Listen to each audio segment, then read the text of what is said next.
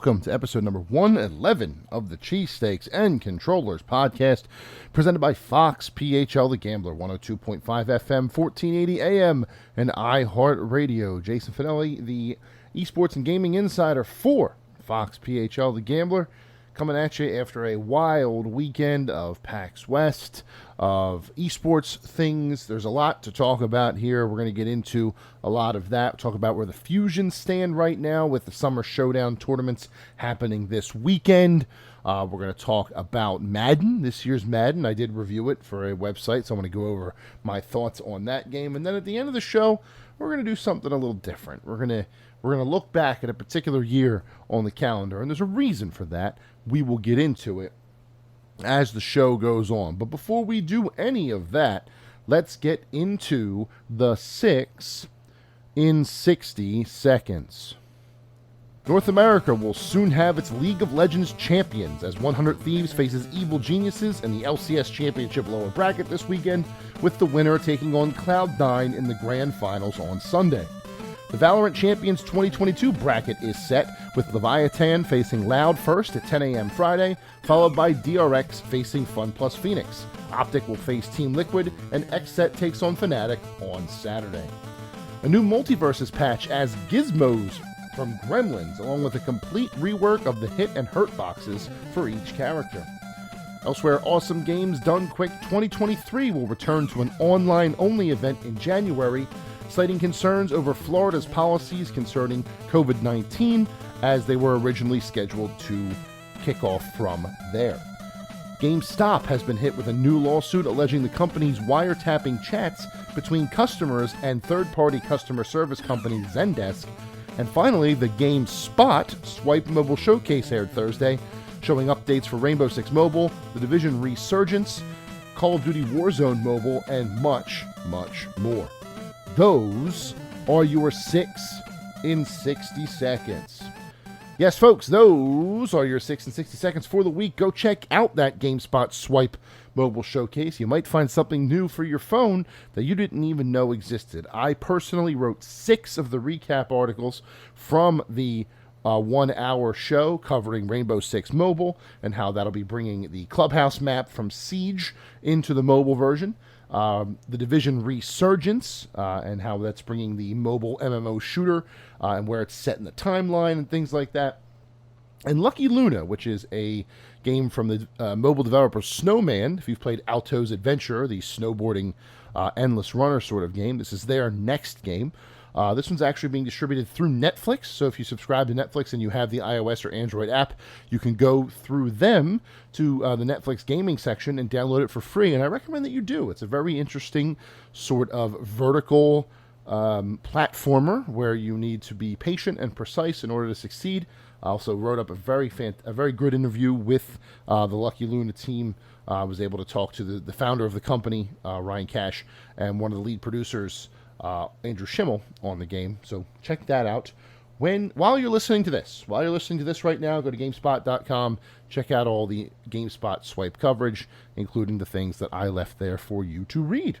But moving on now to our first topic of the show, let's talk about the Fusion. We have reached the Summer Showdown tournament, the finals of the third in-season tournament of the year, fourth one coming up soon, and the playoffs right behind that. And honestly, once again, the Fusion give me no indication as to what I should expect from them, because their play in the 6 qualifiers leading up to this weekend's tournaments was, for lack of a better word, erratic.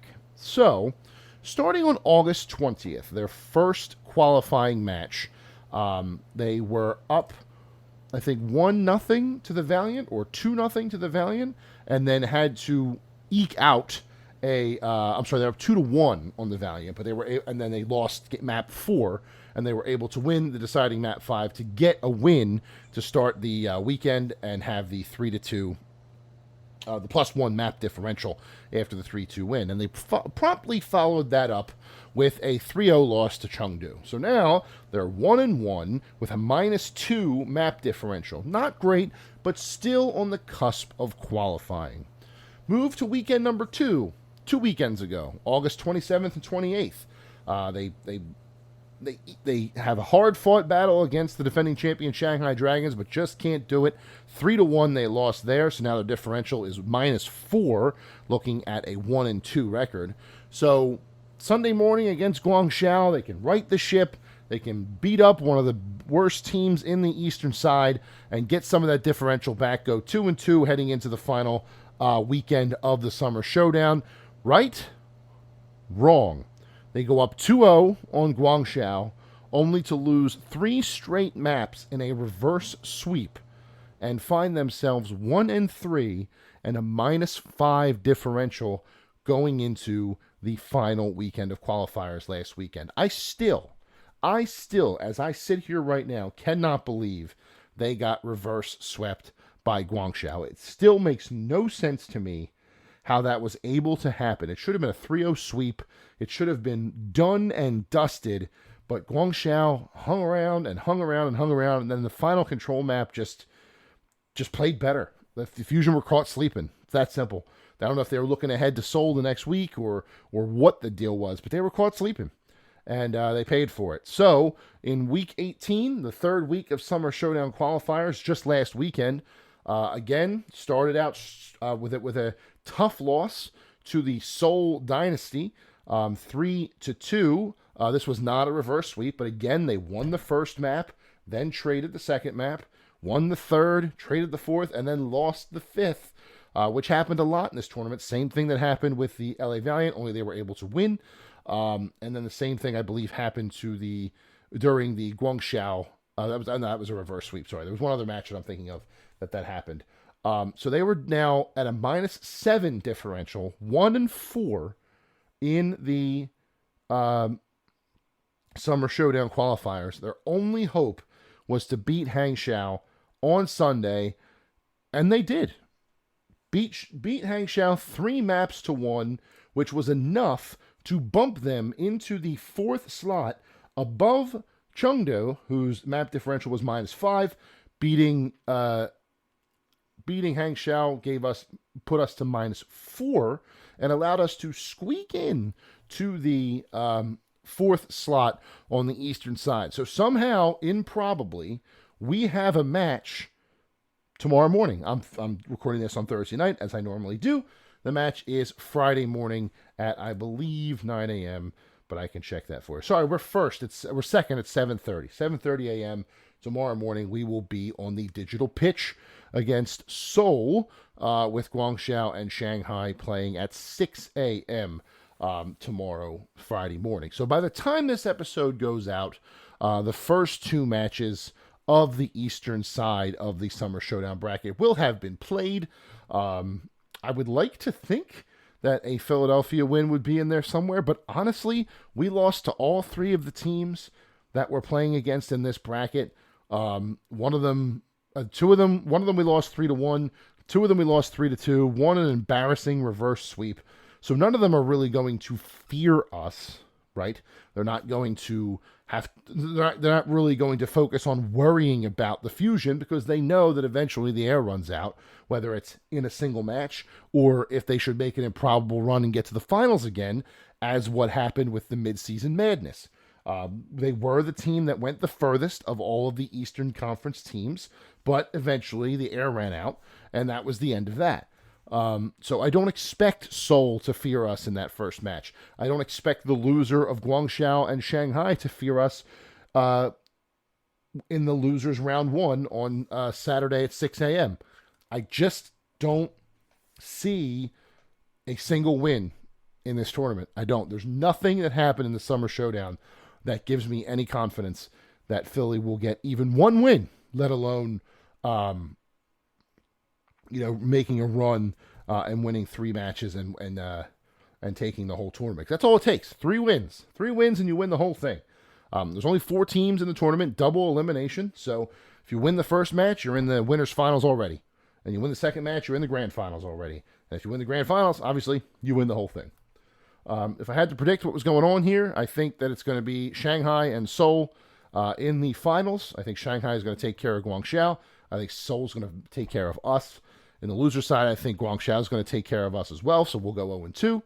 I think Shanghai will beat Seoul in the winners finals. Seoul will then beat Guangzhou in the losers finals. Shanghai and Seoul will meet again, and I think the result will be the same. So I think Shanghai is going to take the Summer Showdown on the eastern side, leaving Philly high and dry once again before going into the final in-season tournament, which I believe is the Countdown Cup, leading up to the actual full playoffs. Now, on the western side, as I'm recording this, we've already had a couple of matches.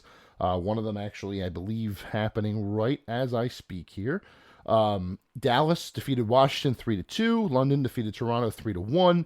San Francisco defeated Vancouver 3-1. And Houston, as I am saying these words on Thursday night, is up 2-0 on Florida. So if that keeps going the way it should be, we then have Dallas versus London and San Francisco versus Houston in the top of the bracket. Washington versus Toronto, Vancouver versus Florida in the bottom.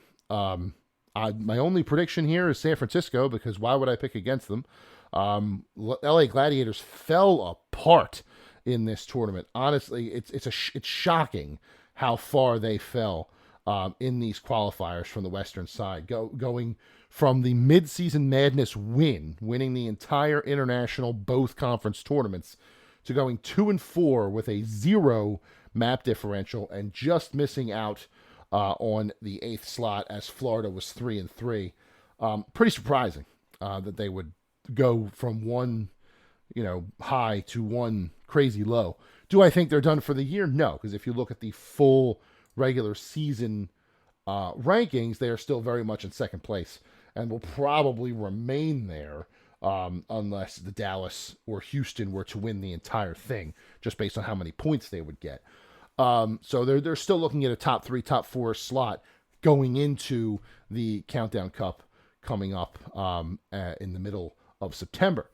But on the eastern side, it's a little bit hairy for your Fusion here. Even with the deep run we did in the midseason madness, I think we're going to need a little bit of help.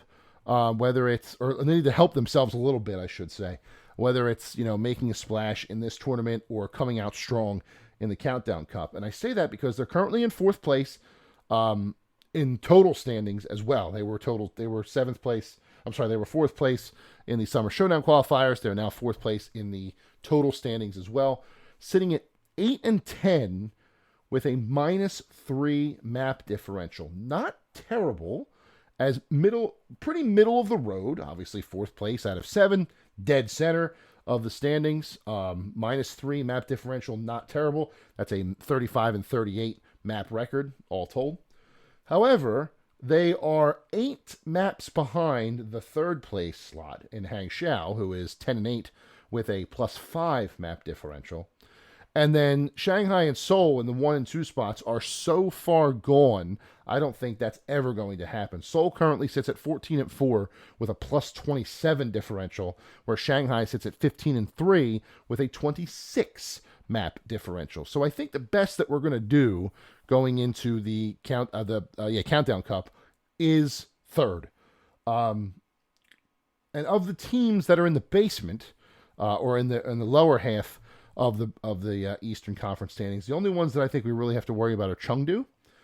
They are currently 7-11 with a -8 map differential. I'm not particularly concerned about them yet, but if they were to go on a run in the qualifiers, it would have to be a pretty substantial run.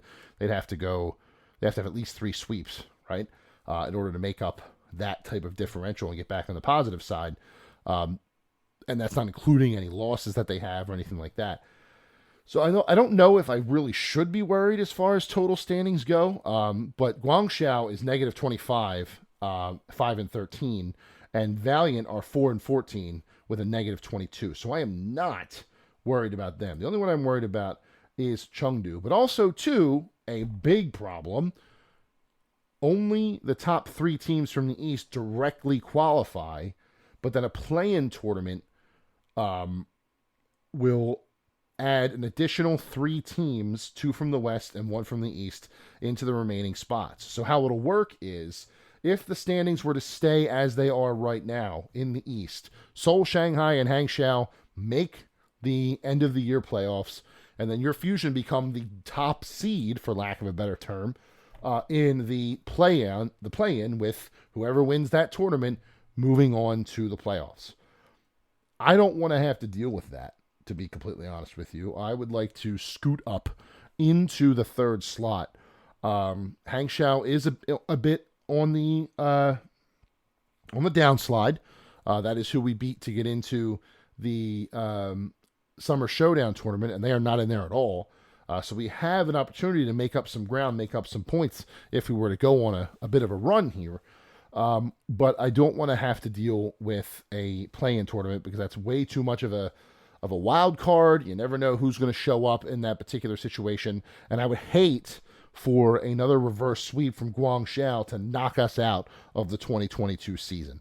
I would hate that. So where I'm sitting, if I'm 9K and the coaching staff of the Fusion, my number one priority, is to get as far in this tournament as you can. It's a tall order, don't get me wrong. They're playing the first overall seed in round one. But if they can take, let's say, 2 wins and increase their map differential a little bit, so that way they come out of the tournament maybe 0 or +1, that would be great. Do I think it's going to happen? No. But we'll see. We'll see how this tournament goes. I would like a couple more points in the standings specifically. So if those 2 wins would move us up to 13, I don't know if it'll actually affect that map differential now I'm thinking about it. But I would like at least 2 points. So if they could eke out 2 wins, that would be awesome. But I don't think it's going to happen. I do think that we are going to be 2 and done. And I think we're going to go 0 and 2 and find a fast exit out of the tournament, just because we're going to be stuck with, potentially the top 2 seeds in the entire tournament. But we'll see what happens when Summer Showdown kicks off again tomorrow morning.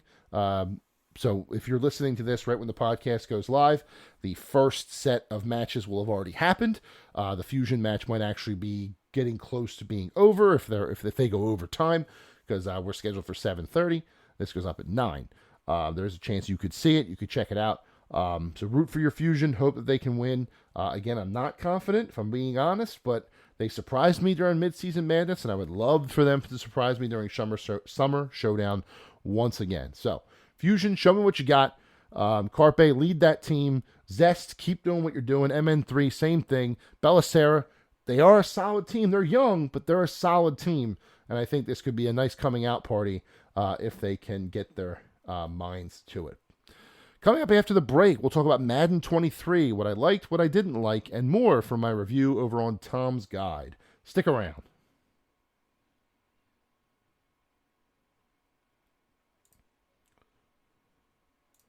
All right, welcome back to Cheesesteaks and Controllers, episode number 111. Just talked about the Fusion and the Summer Showdown and what they could be dealing with as far as their opponents in this Eastern Conference only tournament.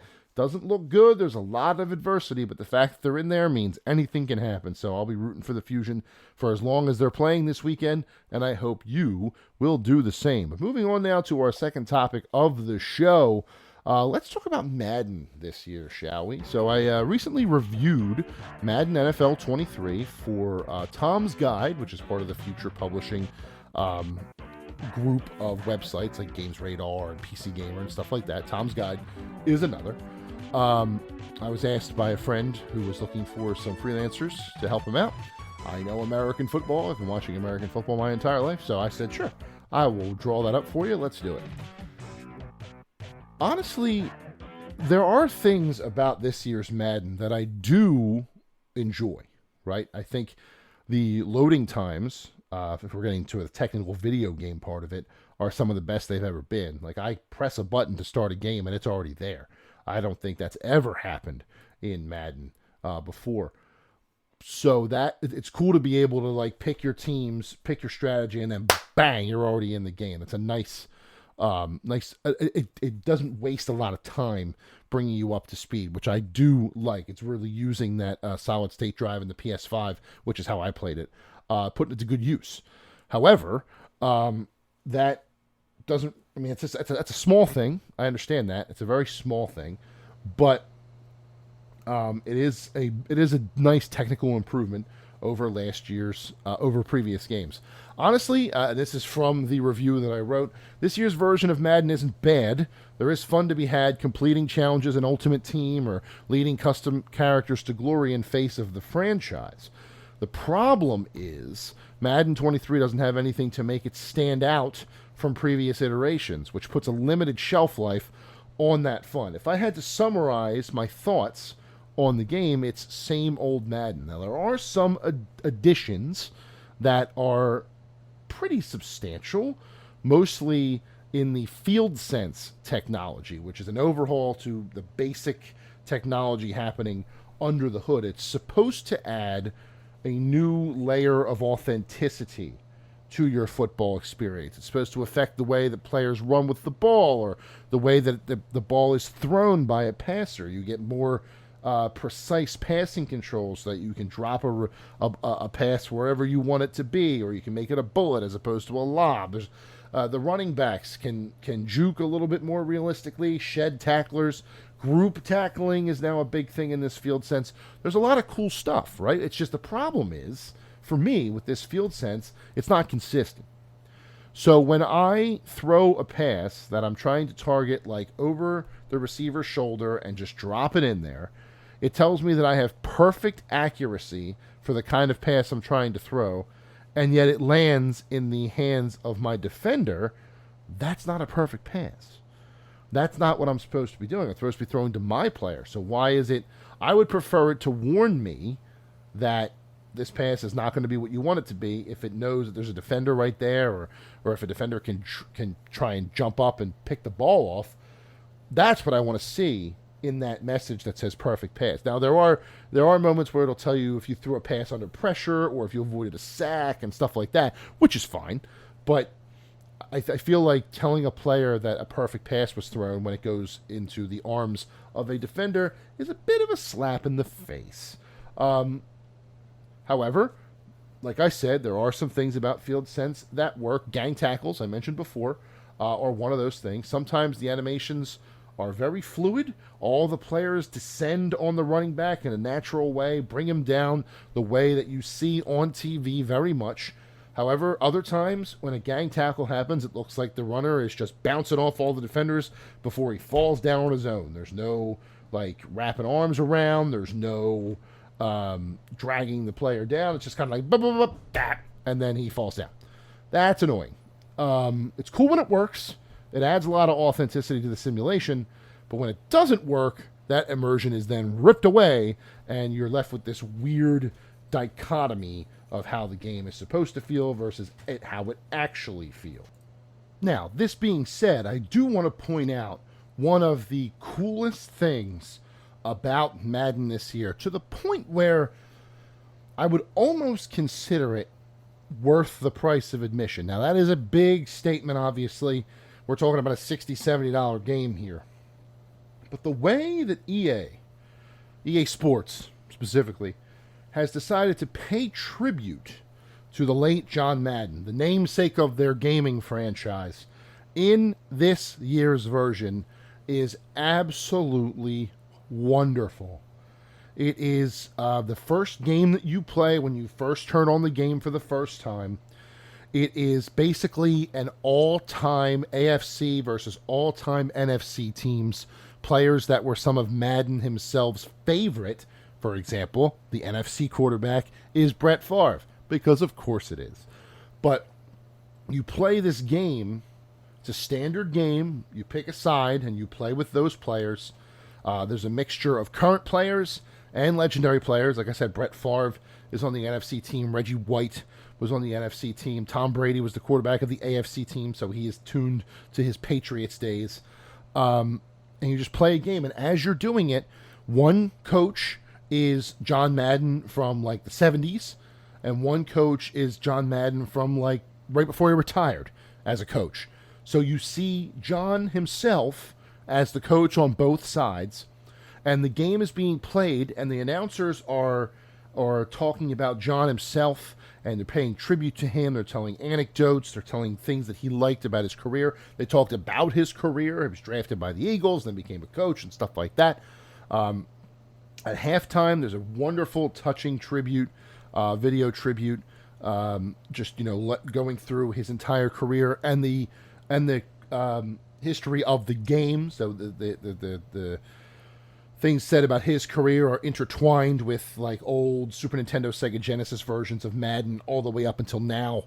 And then you play the second half with more tributes, more kind words, more wonderful things said about John Madden. And then the game ends. You have your little fireworks display, and at the end it just shows handwritten, "Thanks, Coach." It's awesome. It's an awesome tribute. It's the kind of thing that you would show if you're like a teenager playing Madden. You'd show it to your dad, and I just let him see the players on the field and Madden on the sideline and all the tributes and stuff like that. It's playable whenever you want. It's called the John Madden.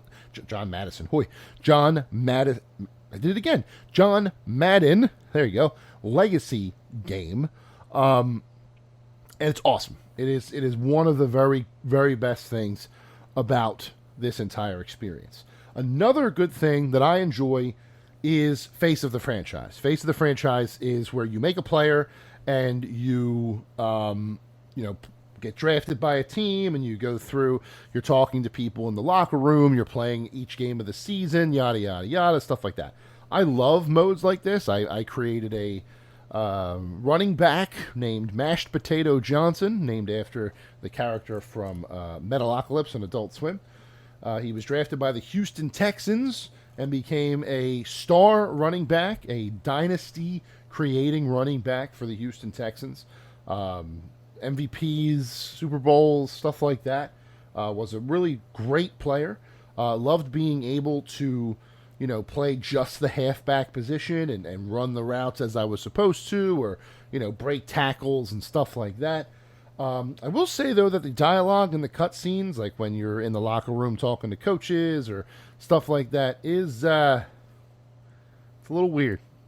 I'm not going to lie. It's a little weird. I don't like it. It's very generic, like, yeah, I'm going to win the game for you. Look at me go. And you're just like, oh, okay, dude. This was written by someone who excuse me. This was written by someone who watched every action game or every football movie ever made and just picked all the different cheesy dialogue out of it. That's really it. But it's fun. It's a fun mode. I do like it. I liked what I played of it. I did enjoy what I saw of it. It's just that dialogue is so generic. It takes me out of it every once in a while.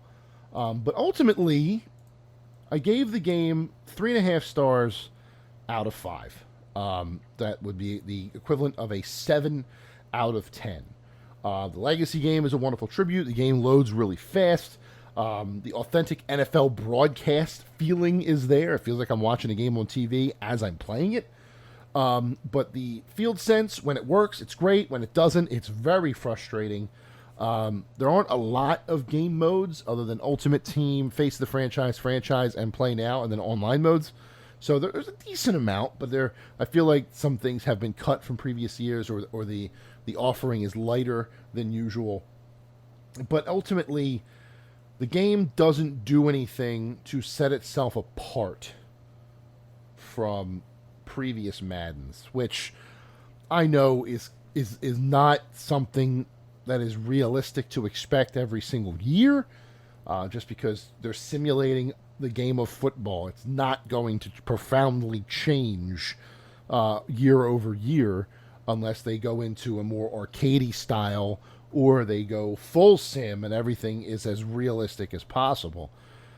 But I was hoping that the field sense technology would give me more of a lasting enjoyment, and it was more of like sometimes it's okay, sometimes it's not so good, right?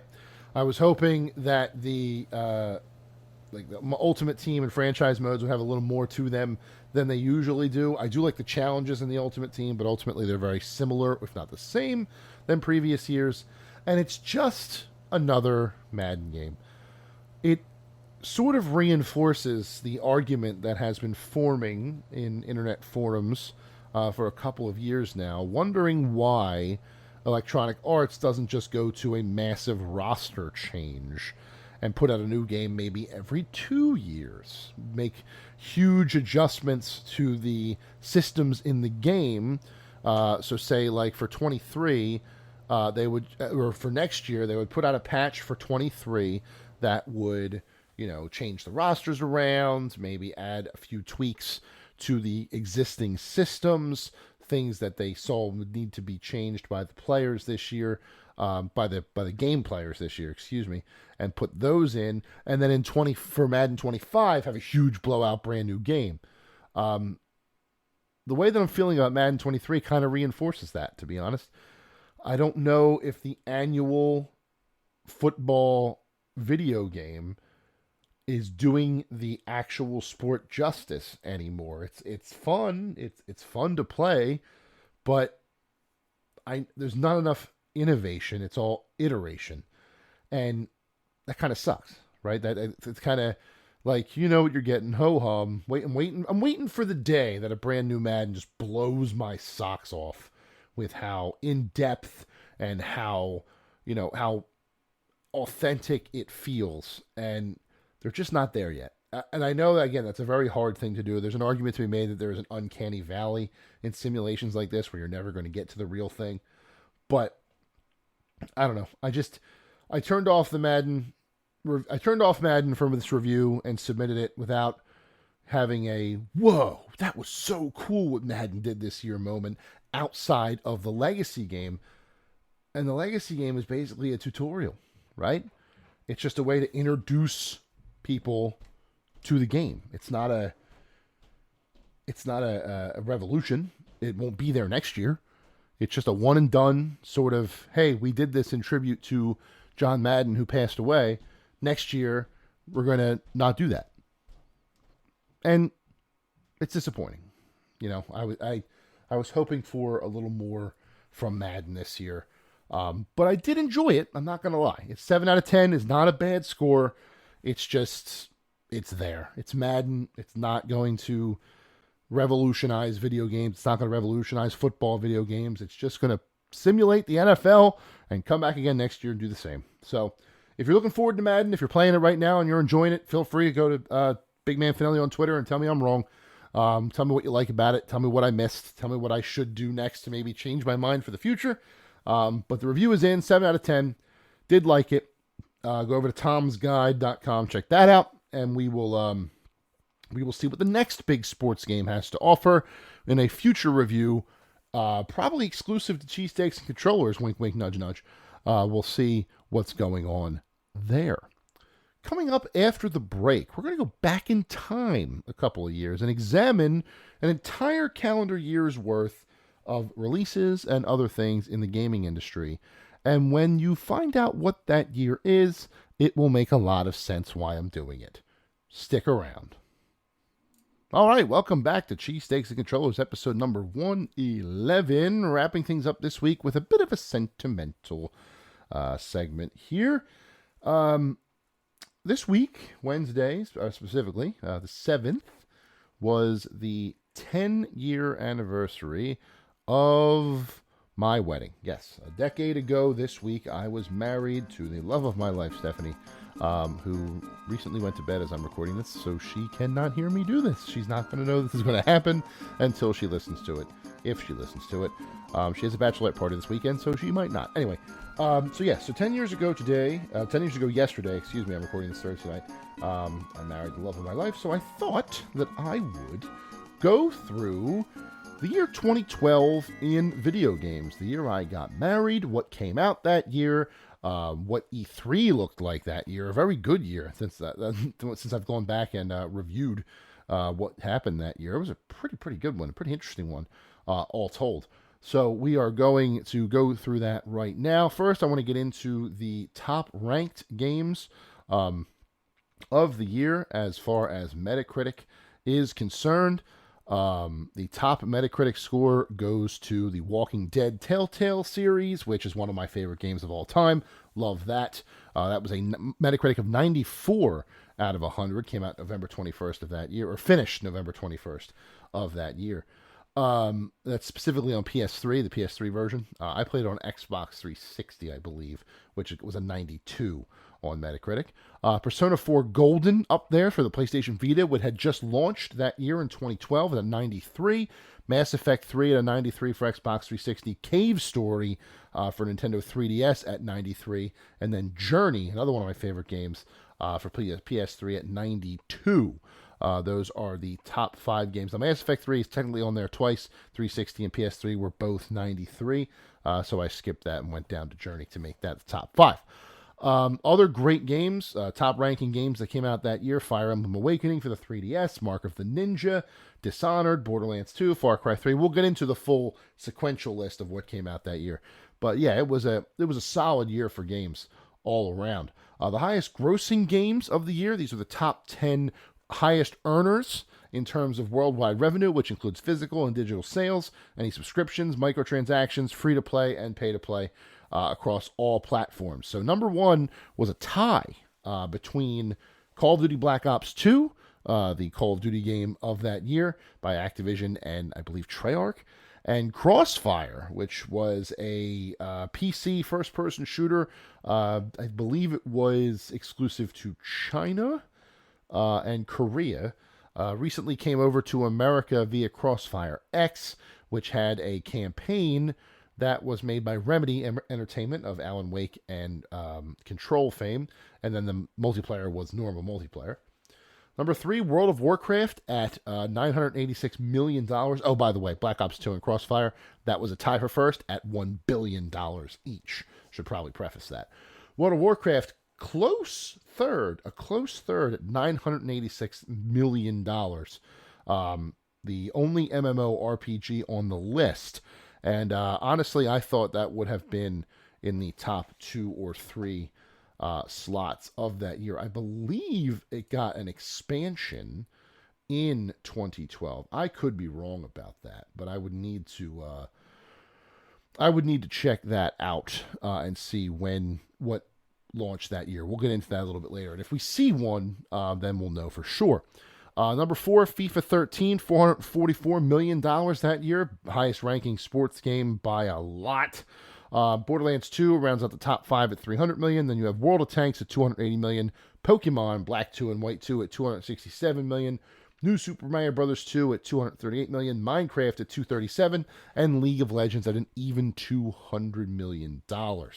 Lots of money being thrown around in those games, but I'm not surprised. A couple of those are still high earners to this day, particularly League of Legends, Minecraft, and Crossfire. But those were the highest grossing games of 2012. The console releases that year, there were more than you may remember, but only 3 brand new sort of consoles. The Vita on February 15th, the PlayStation handheld, highly revered by those who had it. To those who have loved and lost the PS Vita will always hold it in high regard. They just will. August 19th sold the 3DS XL, the supersized version of the Nintendo 3DS, my favorite version of the 3DS.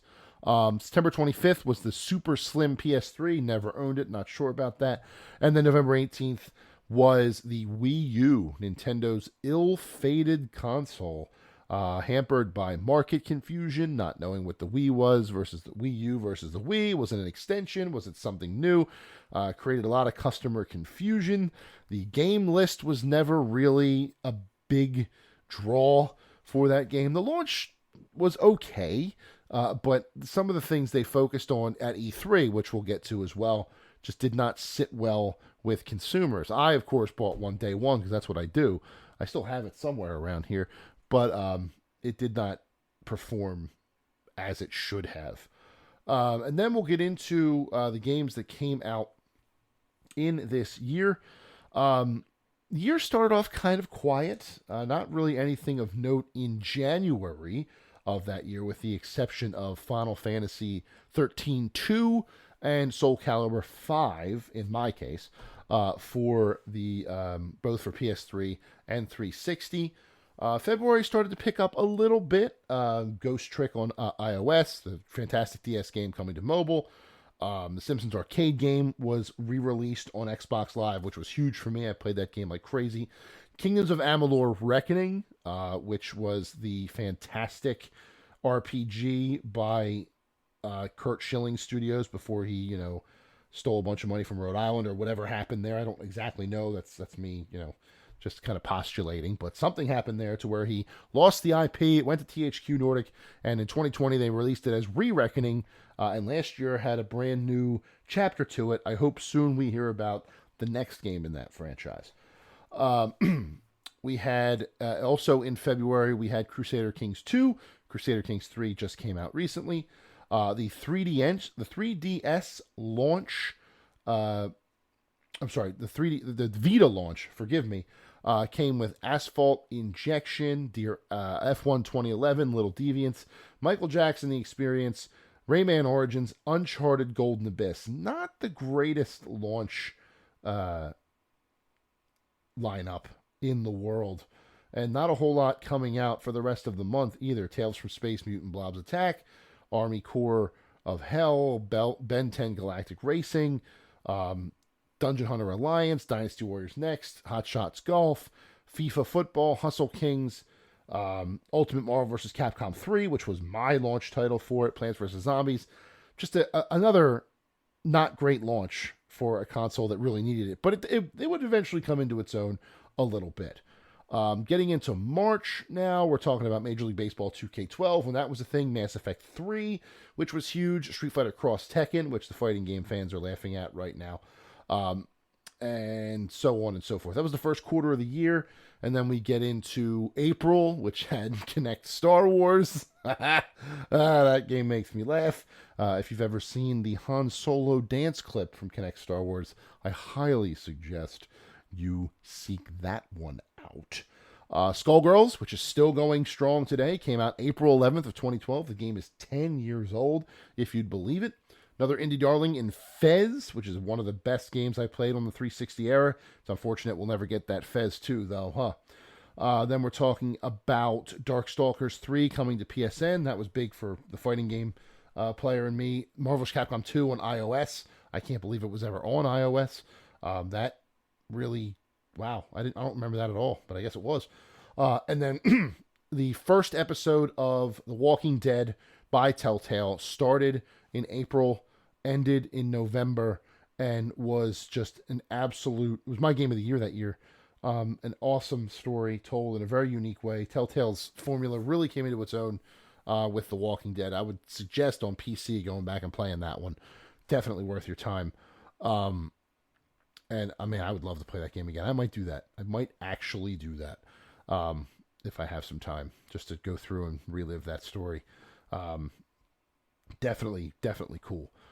Max Payne 3 was out the year before. Was that the year before? No, it was out on PC this year, but I think the game actually had come out the year before. I don't think that was a 2012 release. I could be wrong about that. Maybe it was. So that's another one. Max Payne 3. Love that game. Big fan of that if you haven't played that before. And then we're getting into E3 season. And E3 that year was the year that Nintendo blew out the Wii U and had a whole Wii U themed booth with, new Super Mario Bros. U and Pikmin 3, Project P100, which turned into the Wonderful 101, Game & Wario, which I don't think I've ever played. And then the anchor of their presentation, the game that they think is going to sell all the Wii U's and try to recapture that Wii Sports sort of feeling, was Nintendo Land. And it didn't do it. If we're being honest, it just didn't do it. Nintendo Land was not the same as Wii Sports, did not have the same fire or same energy. And I don't know why they thought that would be the system seller that it was. They wanted it to be, but it just wasn't. So that was one of the biggest stories from E3 that year. Microsoft had Halo 4, Gears of War Judgment, and the first Forza of the Horizon. Sony that year had Beyond Two Souls, God of War Ascension, PlayStation All-Stars Battle Royale, which is where all my attention went, although The Last of Us was also a huge title that year. It didn't come out till the next year, June 2013, but it had made a huge impact on E3 2012. And then some other heavy hitters. You had EA, which had Dead Space 3, FIFA, Madden, NCAA football was still out at that time. Medal of Honor Warfighter was their big first-person shooter, along with Crysis 3. Capcom had Resident Evil 6 and Lost Planet 3, along with DMC. Activision had Black Ops 2, Skylanders Giants, and Transformers Fall of Cybertron, which I forgot existed until I just said it. Bethesda, a light year for them, Dishonored and The Elder Scrolls Online, but still pretty good games there. Square Enix had Heroes of Ruin, Hitman Absolution, Kingdom Hearts 3D, Theatrhythm Final Fantasy. The Tomb Raider reboot made its debut at E3 2012, I believe. Sega had Aliens Colonial Marines, which, oh boy, if you don't know the story of Aliens Colonial Marines, maybe I'll tell that one day on the podcast. But the game that was available at E3 2012 was not the game that launched in February 2013. I will leave it at that. Warner Brothers had Injustice and Guardians of Middle-earth. Namco Bandai, or Bandai Namco, had Tekken Tag Tournament 2, new One Piece game, that Ni no Kuni, Wrath of the White Witch, a great game there. And Ubisoft had Assassin's Creed 3, Far Cry 3, the weird Marvel Avengers game that they made for the Kinect, Splinter Cell Blacklist, Watch Dogs, Zombie U. Solid profile from Ubisoft that year. It was an interesting year at E3. One of the stronger years, I would say, of the years that I went between 2010 and 2019. A Wonder Book was available at 2012. Whoo, boy, Wonder Book. Oh, Sony, you tried. But yeah, a solid E3 year in the year 2012. And then for the rest of the year, Hotline Miami was a big launch. We talked about the full Walking Dead suite coming out. Call of Duty Black Ops 2 was the biggest seller of the year in America. Paper Mario Sticker Star for the 3DS was not that great, but it was there. And then I believe the game of the year at was it VGAs that year it would have been? Or was this still during their hiatus? So no, it doesn't say. Doesn't have any award winners here at the page that I'm looking at here. But that was the year I got married, 2012, 10 years ago this week. Hard to believe, honestly, that it's been 10 years that I've been married. But it was the last year for the Spike VGAs. Holy crap, there you go. So the Spike, let me go back into this real quick. Spike Video Game Awards, it was their last year, promoted as VGA 10 for the 10th anniversary. December 7th, 2012, held at Sony Picture Studios in Culver City. Sam Jackson was the host again, and it was the last year under the name Spike Video Game Awards. Couple of notable awards that they gave out. Best Game of the Decade, because it was, I guess, the end of the decade. They decided they wanted to go back to the 2001 to 2010 this year. Half-Life 2 won that game, with BioShock, The Wind Waker, Mass Effect 2, Portal, Red Dead Redemption, World of Warcraft, Wii Sports, all also nominated. The best Xbox 360 game was Halo 4. Best PS3 game was Journey. Best Wii/Wii U game was New Super Mario Bros. U. Best PC game was XCOM, the first XCOM game. Best shooter, Borderlands. Best RPG, Mass Effect 3. Borderlands 2, excuse me. Best action adventure, Dishonored. Best multiplayer, Borderlands 2. A couple other awards here. And then the Game of the Year nominees were Assassin's Creed 3, Dishonored, Journey, Mass Effect 3, and the winner, which shocked me, The Walking Dead from Telltale, won the Game of the Year at the 2012 Spike Awards 10 years ago. I'm not sure who will win the Game of the Year this year. Yes, I am. But I did not think that Walking Dead would win that year, so who knows? Maybe there'll be a surprise this year, and the throne will not be taken by the one who wears the Elden Ring. But yep, there you go. That was the year 2012, 10 years ago today. 10 years ago this week. Again, I was married to my wife. One of the best days of my life. And it's fun to go back and see what was going on around you at that time, because you're so busy planning a wedding and you forget things and things leave your head. So a solid year for video games all around, as I mentioned earlier. Assassin's Creed 3, Walking Dead, Halo 4, Borderlands 2, just solid games all around. Xenoblade Chronicles came out for the Wii that year, and now that's one of the biggest franchises Nintendo has. Diablo 3 was that year for the PC crowd. I could go on forever, but I can't do that because we are at the end of episode 111 of Cheesesteaks and Controllers, presented by Fox PHL The Gambler, 102.5 FM, 1480 AM, and iHeart Radio. As I say every single week, if you're listening to this voice right now, the one that's speaking to you at the moment, you have reached the end of the episode, and I cannot tell you how much I appreciate that you are here. I hope you were entertained. I hope you were enlightened. I hope you learned something, and I hope you smiled a little bit as we talked about the Fusion, the Summer Showdown, Madden 23, and the year 2012 in video games 10 years ago, because 10 years ago this week, I got married to my lady love. So, I hope you have a fantastic weekend. I hope you have an even better week right behind it, and we will be back again next week with more of the best in esports and video games here on Cheesesteaks and Controllers, and one can only hope that will include talking about a Fusion victory in the Summer Showdown. Thank you as always, and goodbye.